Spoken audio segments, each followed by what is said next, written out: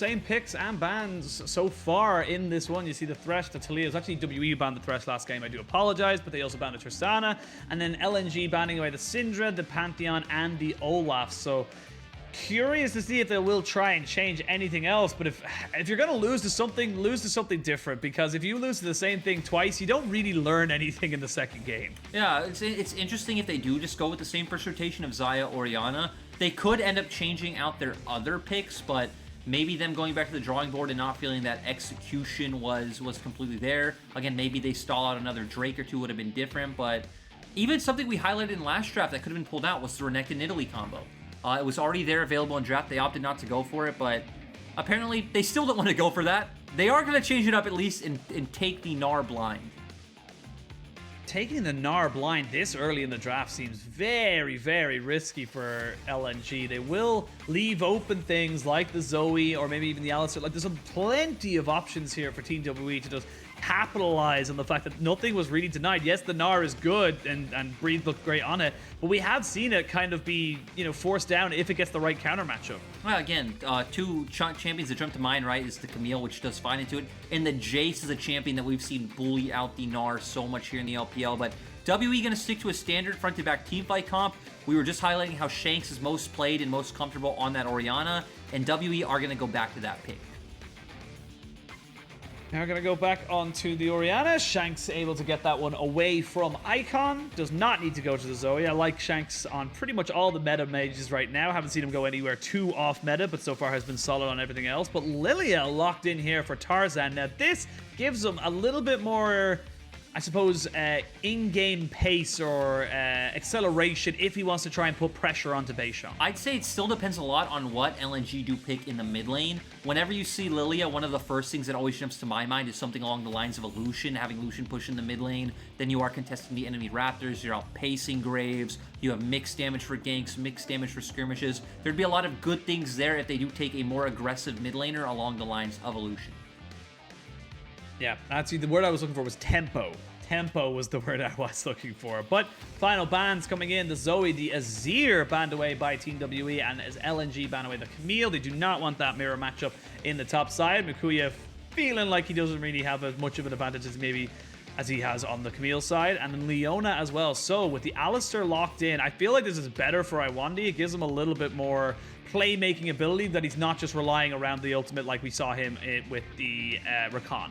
Definitely agree. So now LNG does have a solid front line coming out. So maybe someone just opt into having a mid lane mage to go along with that 5v5 team fighting aspect. Despite the fact that Lucian enables Lilia well, not the greatest lane matchup into the Orianna. On WE side, we do see the Graves coming, the Gangplank coming out, which is a fine matchup up against the Gnar, and then missing bringing out his set, which was so good in 2020.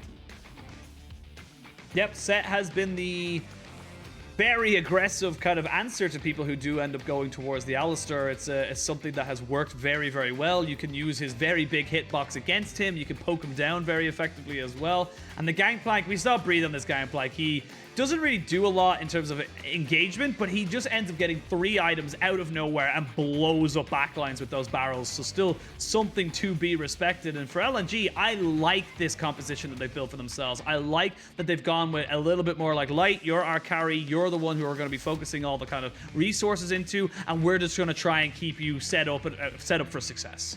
That's why I'm also interested to see what build Tarzan goes with, because on the surface, their composition does look very low damage, so you would think maybe they don't go towards the Moonstone build and maybe do just opt into going with the Liandry's Anguish, but again, it is a very durable comp. If you can keep it healing, maybe just having the one-threat composition is enough. And we know LNG definitely believe in Light being able to carry the rest of the team on his shoulders, or you wouldn't have 2 games of Tristana played this split.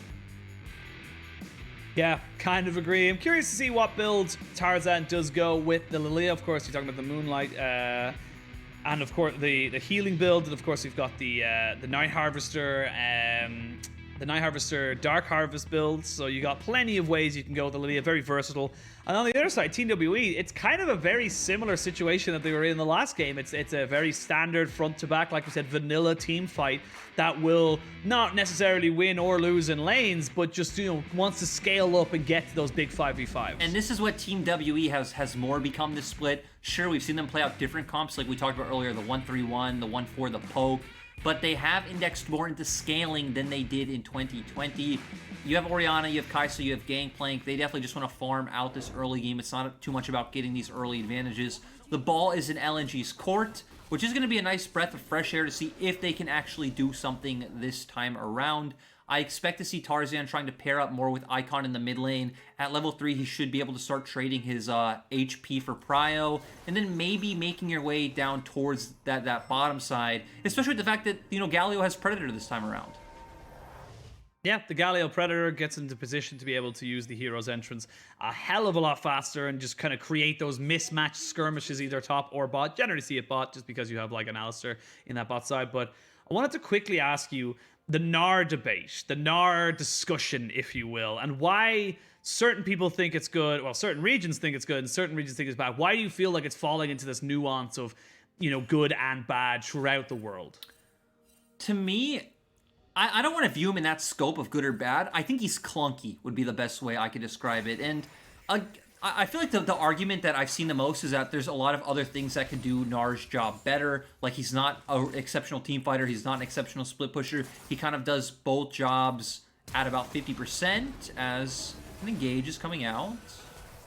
Yeah, exhaust and heal has to be used by LNG, and missing, showing why this set is so damn powerful. We talked about how he's able to just use his presence to be able to push them back, and this is a great start for Team W. But yes, as you were saying, he just feels clunky having to play around that rage bar, and the fact that you don't do any job exceptionally. Like, you win lane, you team fight good if you're mega, you have some side lane. So that's kind of where I'd put him. I think he's fine in the meta. I think it's an overreaction to say this champion is unplayable and shouldn't be picked. But I also don't necessarily think blind picking first rotation Gnar is really a thing that we should be seeing when there's so many other priority picks in this meta.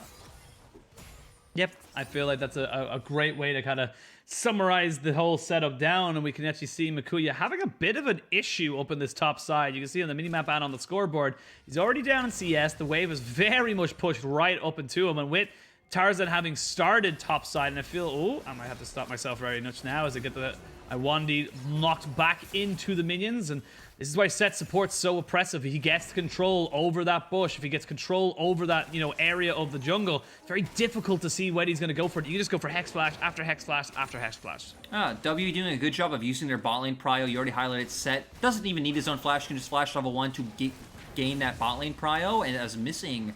Ooh, finds it. Oh, there we go. He finds it, but is it what he wants to find? His first blood goes over to Icon. Nicely set up there by the LNG mid laner. Flashes over with the Shield of Duran, gets himself and his team the first blood. A nice, just reactionary play coming out from LNG. The fact that Icon blast planted over the wall, I think, made it a bit awkward to where, obviously, sure, Jiumeng and Beishang can go in. Shanks won't be there, though, so they opt out. They do let Missing go down, and he does have another moment like last game.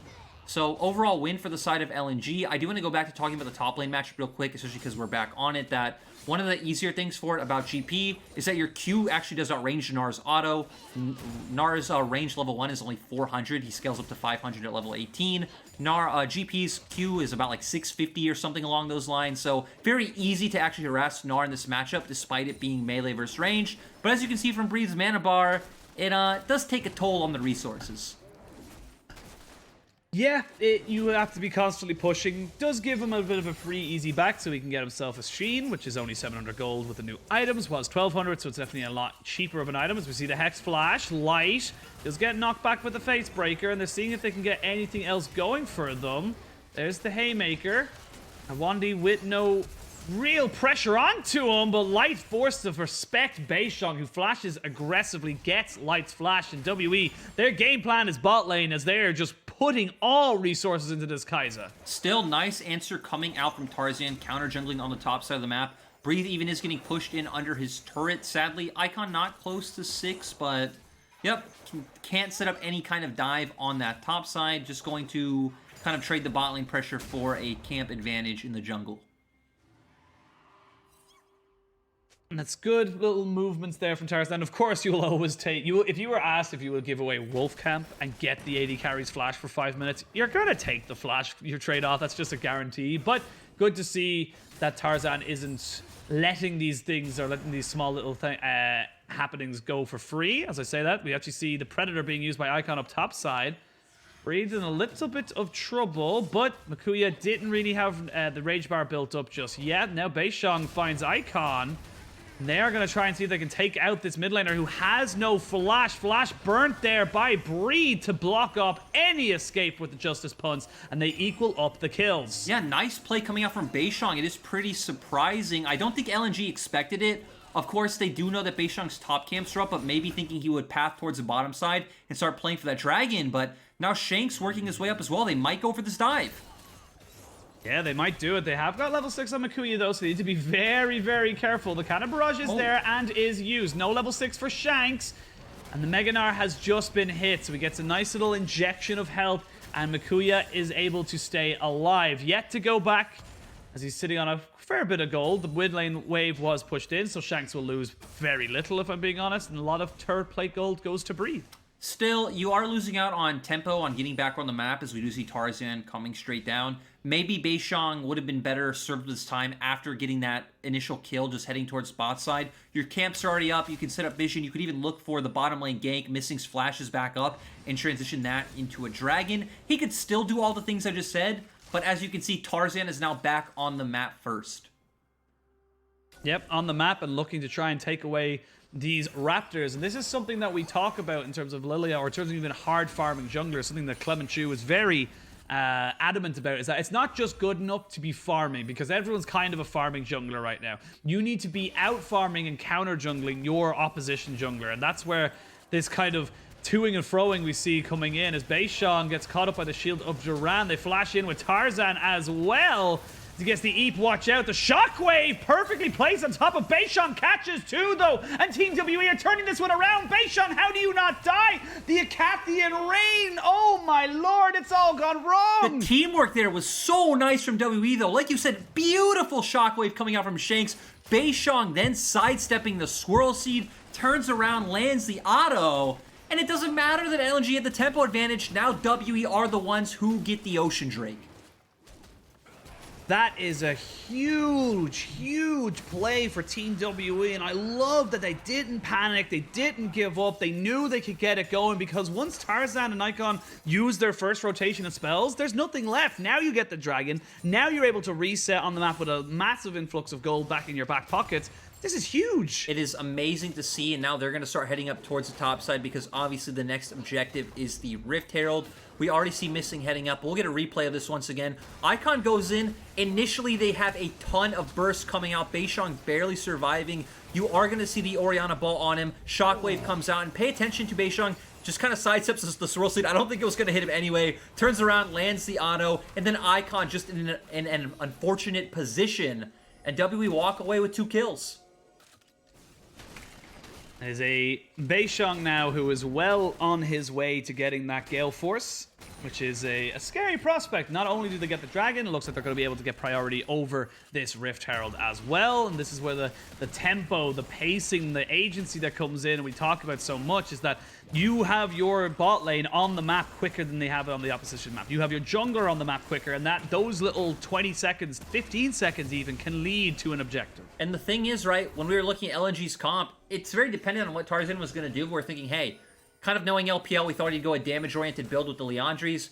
Him and Light are going to be the main carries, and he's getting set behind, and Beishang's only getting further ahead.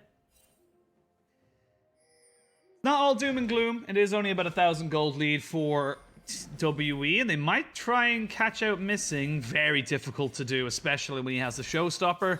Gets himself out if in any need whatsoever. Light is a little bit ahead as well of Jiumeng. Actually probably be equaled out once these minions get taken down. But again, not doom and gloom. There are still opportunities, and this is a very different game to the last one, where your team comp has a lot more options available to it to try and make stuff happen. Yeah, and something interesting to note is that this is a GP build that we've been seeing to kind of focus on top side of the map for a second. Is that you go with the Essence Reaver because it still gives you the Spellblade passive, which is still, you know, pretty good in early trades. But it allows you to go for the full crit build that I expect him to go with, which is actually going for the Immortal Shield Bow as your mythic. It gives you sustain, it gives you attack speed, which is something GP mains actually kind of like, because it allows you to auto-attack your barrels faster. And it gives you that nice shield and allows you for a pretty good makeup for of what like old Phantom Dancer used to be with that shield, and easily transitions into, you know, getting that full crit. For Icon, he's not going to be doing a huge amount of damage, obviously, the way this game is kind of going, but he doesn't need to be. He just needs to be able to jump on top of people and CC them up for an absolute year, and that's kind of the plan right now. We talked about the full wombo combo, and the actual amount of engage from the side of LNG is actually pretty good. You're not just relying on a Mega Gnar, which we said is clunky, a little bit unreliable, a little bit kind of off-the-wall different sometimes, and that's not the issue right now for LNG. They've got the Lilia Lilting Lullaby. They have the Hero's Entrance. They, of course, have the Flash Pulverize from Iwandy on the Alistar. There are options here for LNG if they can find the moments to use them. The thing is, they've been looking for them as well, right? We've seen Tarzan consistently invading the enemy jungle with Icon supporting him. The problem is they've all kind of flopped. We saw the first time it led to the 2 kills going over to Beishang. It was just kind of a bit sad, unfortunate. The damage was almost there. And then they tried doing it again in the bot side when Beishang was farming his Gromp. And Missing and Shanks are doing such a great job of hovering the red buff. Much more eventful early game from both of these sides than we did see in the last one. However, we might see next real damage coming out into this dragon fight, which is just over a minute away. Looking down the items, you can see the Essence Reaver, which we mentioned before, onto Breathe. So they're going to be looking for the Gale Force, which has just been finished up by Beishang. And that's kind of where all these, AD carries and all these, people are looking to get right now, is get your first Mystic, get it onto all 4 of your members apart from the supports. Sorry, supports, not on that salary, but you're moving towards that first big fight. And I feel like LNG will not want to let WE just take another second dragon for free. They definitely won't. We already see Tarzan making his way towards that Sonya's Hourglass. It is something that we've seen is very common on Lily as a first item these days. It's obviously very cheap. It's also very good in this sense because he is, going up against Beishang, who is 2-0 and is actually ahead of him. So going to give him that survivability and also ability to be a bit of a primary engager and diver right alongside Icon and Iwandy. So 15 seconds up. We do have TP for Mikuya, no TP for Breathe, but he does have the Cannon Barrage available. Has the Cannon Barrage, so can be a nuisance. Breathe will have his TP up at about 30 seconds or so. Beishang gonna use the Rift Herald that he acquired earlier to try and create some pressure, but Tarzan and Icon are here, as is the wave, and it doesn't quite crash up just yet. Beishang just needs to edge it forward just a little bit. Yep, does have to actually end up showing in mid, so this is potentially is going to cost some time. And LNG know what they're doing, right? You just said it. They're dropping down the Herald to try to create pressure. They're going to hover towards bot side.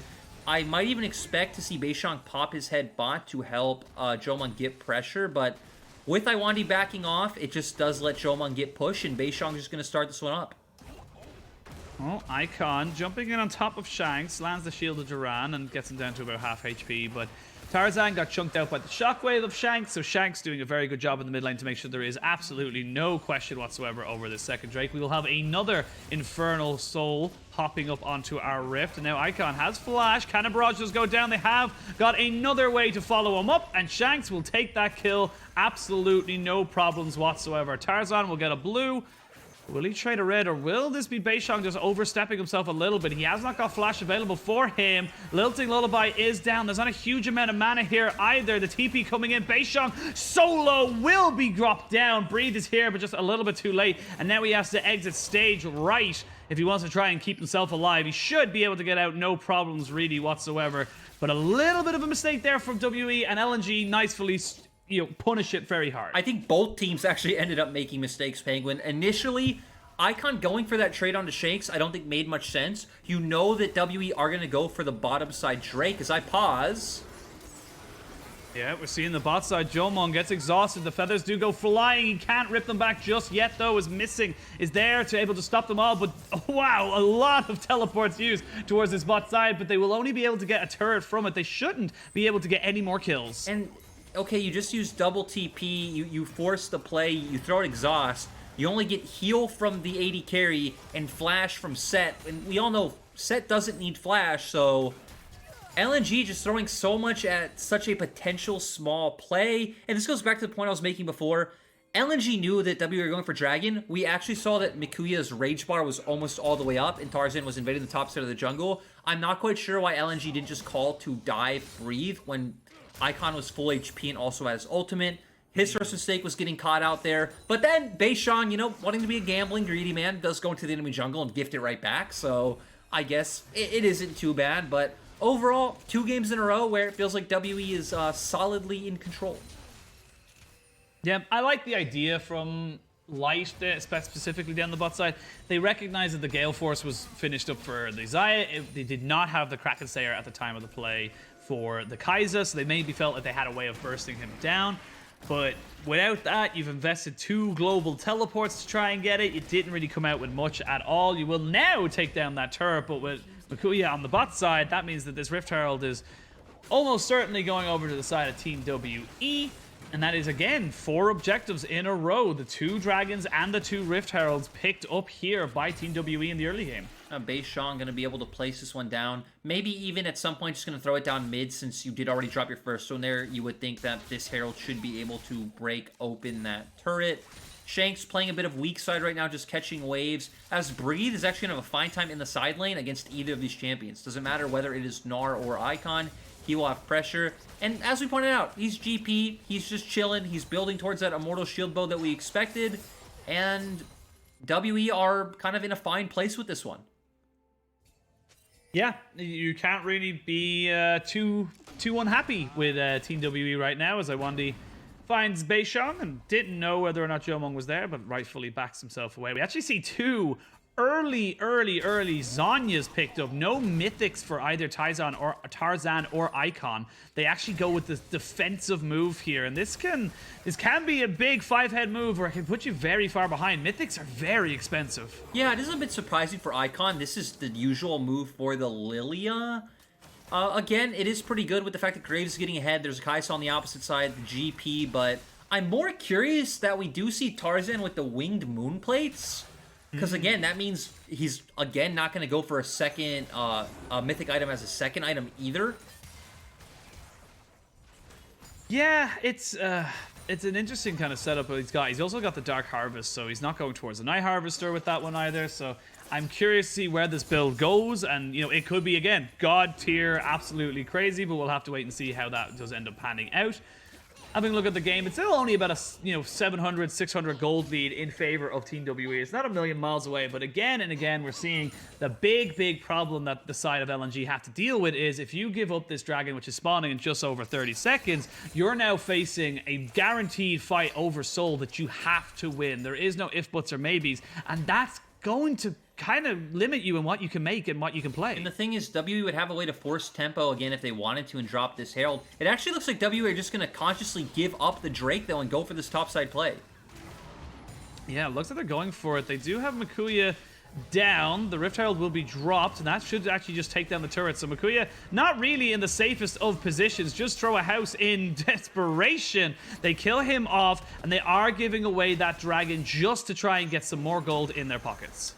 I'll be honest, I don't even necessarily think they would need to make this trade. Sure, we talked about, hey, you know, LNG's comp is a bit stronger early. WE clearly just wanted to scale, but I definitely think they could have gone toe-to-toe with what LNG have put together, but it seems like instead they're like, hey, let's get some more items onto both our Graves and Orianna. I mean, you're getting global gold as a team as a whole. No one's missing out on EXP. You do scale, so I could at least empathize and understand with the decisions WE are making. Yeah, it feels like maybe they didn't want to even risk the fact that they might lose a dragon fight. There is, as we've mentioned many times, a lot of ways for LNG to make things happen.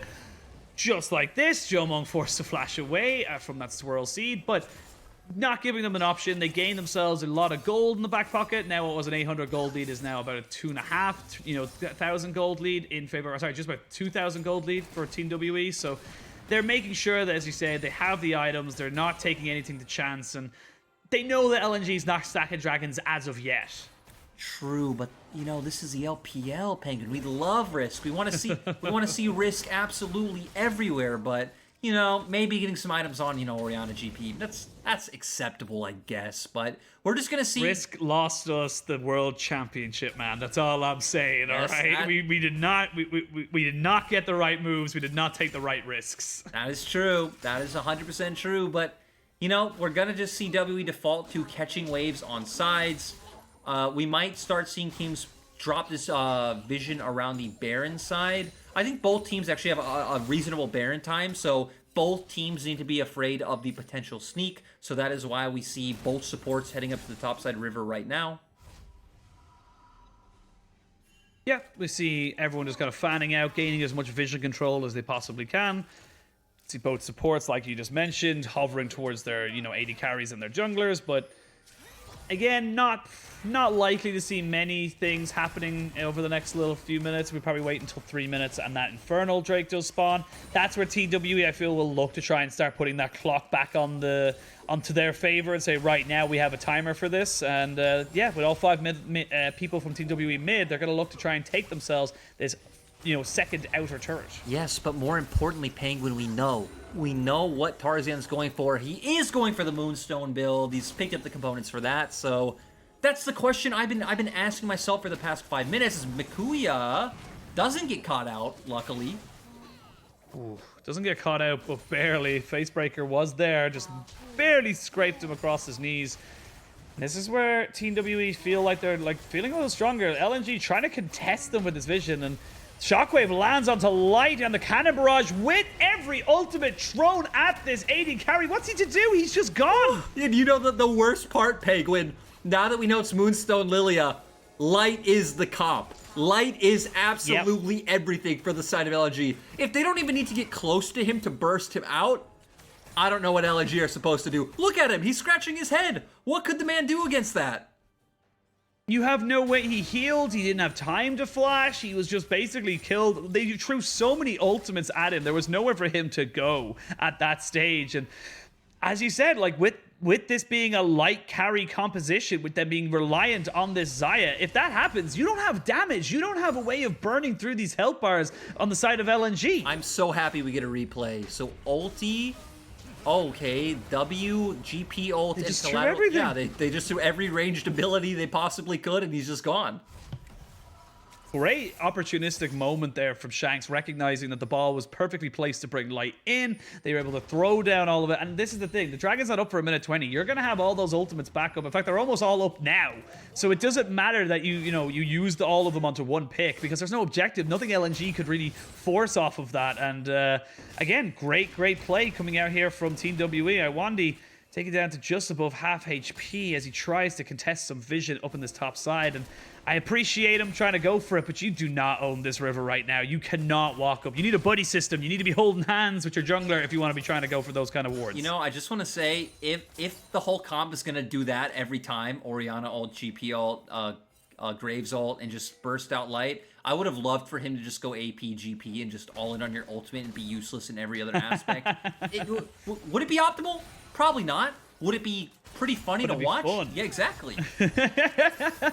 And that's all. We're 9 times out of 10 for regular season, we just want entertainment. We want to see, dragon steals. We want drama. But sadly, we're not going to get it. We're going to get our very bog standard, crit gangplank who will just blow up backlines with 2 or 3 barrels. It's not going to be as fun as the ultimate blowing them up as Iwandy goes in, trying to see if he can catch somebody out. Mikuya will have his Mega Nard just about. Shanks, though, will be saved by missing. They do drop down the Cannon Barrage and they keep peppering him down. He's forced to flash away. There is Jiumeng jumping straight in on top of Light. And that's a fantastic engage here from Iwandy. Gets on top of all 5 members as the fight kind of re-engages. Icon goes golden, keeps himself alive. The feathers fly backwards, but they catch nobody out. It's actually a trade of support from mid laner. 2-man Shockwave, and that's the go button. Fantastic move from Shanks. He courts them in and takes them down. Iwandy, it's a quadra kill for Beishang, and in the final man, the final person to potentially be taken down is going to be Tarzan, but he's a fast little deer. He's going to be a long way away for him to be taken down. You can see Beishang, he wanted the penta, but he's given it up. He'll take the quadra and they'll back themselves to the Baron. First of all, that is totally BM from Tarzan. You just need to give that over, but that engage looked so good for LNG starting off with. You said it, Iwandy found the perfect angle, but Shanks with such a beautiful shockwave. It hit 3 or 4 men, lines up perfectly for Beishang to get all of those kills. You're on soul point now. You're going to have a massive gold advantage. Let's go into the replay because I actually didn't like how WE used so much on Mikuya to start off with. 2 ultimates, Jiumeng going in as well. Sure, you do bait out Tarzan's flash, but beautiful 5-man pulverize coming out from Iwandy. We see Icon following up, but keep your eyes on this Orianna ball. Sure, Icon goes down, but it's going to be right about here, hitting 2 key members, lining it up perfectly for that Graves. He just has so much mobility, goes forward, and they take down Iwandy as well in the end. That was so good. Look at that damage. TWE, and yeah, I was actually just noticing, you can see Light in that fight. He actually gets about 3 auto attacks off and then uses his ultimate offensively to try and get some kind of a drawback, catch people out so he can move forward. And this is why we tend to see people, you know, maybe questioning the Xayah picks, because it is, again, like we've said multiple times, a very short-ranged AD carry. You have to be in the thick of it in order to make these things work. And for LNG, it just didn't, unfortunately, for them. Well, the weirdest part is that at first, LPL, as much as Iwandy finds engage. Missing, turning it around, though. They have got the TP coming in. They are going to jump straight on top of Breed with the Galio ultimate as well, but he is just so hard to kill. Shockwave only land on the Tarzan. You can see they're trying to move forward. They will trade the top laner for support, so this is still good for the side of LNG. They still have the damage, but there's still a Beishang and there's still a Shanks. You have to respect it. True. Still, like you pointed out, a 1-for-1 is actually fine for the side of LNG, who are behind, and support for top laner is always worth it. The bad thing is they are losing side lane gold right now in both bot and top lane, so WE can just fast track to mid, potentially push down this turret, and LNG just lost a bunch of passive gold on side lanes. Oh. But they are going to look for the engage off the back end of this. The TP comes in, double TP. It's Makuya and Icon. This is the play to bring them back into this. Shielded Durant does land on the Jiumeng, and he will be sacrificed to the LNG gods. Baron is up. You still have Beishang, and they have just about gotten the cooldown, or the deck cooldown off of Breathe. He has no Cannon Barrage just yet, but do LNG go for this? It's a bit of a risky play. I do think LNG should go for it. You have the numbers advantage. Jiumeng isn't up anytime soon. This is the best play you can hope for. You are already 7k gold behind. Your 7k gold. This is the Hail Mary. You're throwing it downfield. Do you get that 80-yard touchdown pass, or do you fall flat on your face? We'll have to wait and see. Baron, 3,500 HP. Beishang finds himself at the back of the pit. He goes in. He's going to be able to... Oh, he steals it! And he gets the kill! There's 2 straight off the back, and Beishang is just a monster. A triple for him. And they Baron steal to boot. Beishang says, Tarzan, welcome to the LPL. Penguin, what could you do when he had 8 kills? He has so much damage. Goes in, takes the Baron, takes the kills. They're just going to be able to start pushing here. And they might be able to get 1, possibly 2 inhibitors. What a fantastic play, and they've got such pressure everywhere. You talked about the side lanes. We talked about it just before that Baron went down. You haven't got side lane pressure, and not only are you going to lose the Baron, not only are you going to lose all those kills, but your base is broken as well. Minute and 20 seconds until this Infernal Soul is available, but let's have a look. Goes in, just gets a straight-up smite fight. Yeah, just... like you said, really nice smite coming out from him, then has the damage. He combos in with missing as well, and we knew that the side of WE had so much burst damage if they can find it. Also, I got a bit too high feet. We did not get 2 inhibitors like I had hoped, but hey, we got an inhibitor turret, we get control of the map, and now Vision is coming out. The question is, for LNG, what could... Oh god, Icon. Oh god, Icon. He's dead. He's dead. That magic damage shield will do you no favors here, my dude. We'll go to the Zanya state, but that'll only delay the inevitable. Flashes as well. You gotta respect an effort, but it's just too much. It's too far gone. LNG are thoroughly routed right now by Team WE. And Team WE, it's not as if like you can even rely on scaling on the side of LNG. Gangplank's still gonna destroy you. He's got 3 items now with a crit cloak on the back pocket as well. You just can't do anything. And I love this GP build. Again, you do so much damage, so much survivability, you're right. He still hits like a truck. And now they're going to get Soul for free as well, because Icon actually spawns after that Drake and has no TP. No TP. We're going to see the showstopper starting off the fight. They're going to drop in the Cannon Barrage as well. They're forcing everything out of Light, and this fight has only just begun. See, Beishang, he's feeling it. He was. Jiumeng even feeling it, but Beishang is the one who picks up the kill. They're playing with their food now, Lyric. They're just pushing in with these inhibitors. They know they've got everything in their favor, and this is going to be easy peasy for the side of Team WE. It's all about padding stats. True, but I actually don't know if they go for this one. You do have low health bars, and Mikuya's Mega is about to come up. Penguin, this could be a bit risky. It's a little risky that Mikuya Meganar does end up popping in. They are just going to turn back onto this inhibitor. So that's 2 inhibitors down. Baron buff still going for another 20 seconds, but only 20 seconds. They backed themselves away. They wanted to try and end, but it's just too risky with Mikuya sitting there. And Shanks, his back has been stopped. They're going to go straight for the dragon. Actually curious to see if LNG can do anything about this. You can see Mikuya kind of making a beeline for it because they probably think that Beishang's the only one on it. Well, that's the thing is WE wasted so much tempo looking for the end right there. Luckily, Beishang does have the smite. Well, he had the Baron steal. I don't think he was going to lose it in a non-smite versus smite matchup, but now Mikuya, he has Meganar coming up very shortly, so could still maybe look for a turnaround. The mid lane is being pushed in, and Icon is taken out. They do use the Graves ultimate as well, but Iwandy nowhere to go. Yes, you get a great Gnar ultimate, but where are you going? Where are you going to leave? You got nowhere to go. You're just being hopped and bopped around the place. Shanks picks him up. It is 21 kills to 6. It is a 14,000 gold lead, or just under it. And this game is pretty much done. And it was nice to see the 2 members who didn't need to step up in game 1 stepping up this game. And you're right, Penguin. Yep. They're just deleted. It's over. It is deleted. The LNG were no match for Team WE, who go 5-0 at the start of the split, cementing themselves as a top team in spring.